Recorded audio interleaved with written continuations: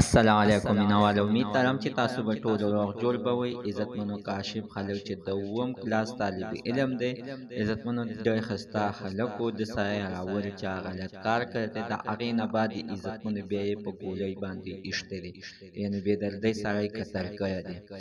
زه مینوال چې دا اخر ولې قتل کوو، ولې داسې واقعه مخې ته راتله، ټول معلومات عزتمنو زه تاسو سره په دې ویډیو کې شیر کوم. چې دا ویډیو تر اخره پورې ګوره چې تاسو ته پوره معلومات در ورسیږي.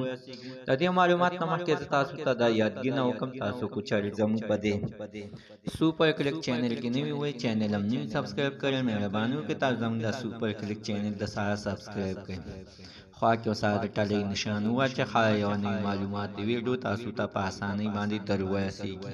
عزتمنو وسو د دغه ته ظلم زیاتی کېږي چې تېره څنګه په جامعو د علاقه کې کاشف خلک چې دا د اووم کلاس طالب علم و، عزتمنو ډېر ښایسته و، په کلاس کې درځنه ډېر هلکان تاوېدل، د هر یو کس په ده ته د یارانې ویلې، خو مینهوالو د دوی کې یو دوست و چې هغه د یو بل سره به د زړه نه مینه کوله، چې دواړه به یو ځای ګرځېدل، چې اخر عزتمنو دواړه خپلو کې یو بل سره وران شول او ده د هغه د دوستانې کولو نه انکار وکړ. ویې ویل چې نه، زه نشم کولی تاسو نور دوستانه ماته کور کې خټ کړ، غوسه کېږي.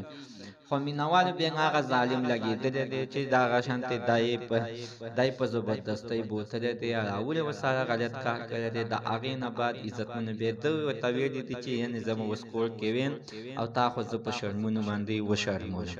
خو مینهوالو دوست ورته ډېر وویل چې ګوره بس خبره په دې ځای باندې ختمه کړه، ستا پکې پیدا ده.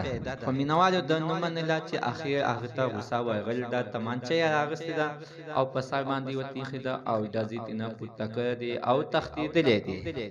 چې مینهوالو چې بیا یې د قاتل پته هم نه لګېدله، چې اخر څلور میاشتې بعد دغه قاتل ګرفتار شو او ټول حقیقت یې بیان کړ او ویې ویل چې دا زما د زړه نه خوښ و، دا ما د ده د سکول نه د یو شان ته بتلو او راتلو به سکول ته او د یو بل نه به نه بېلېدو، خو اخر په منځ کې شیطانان راغلل او موږ د یو بل نه جدا کړو.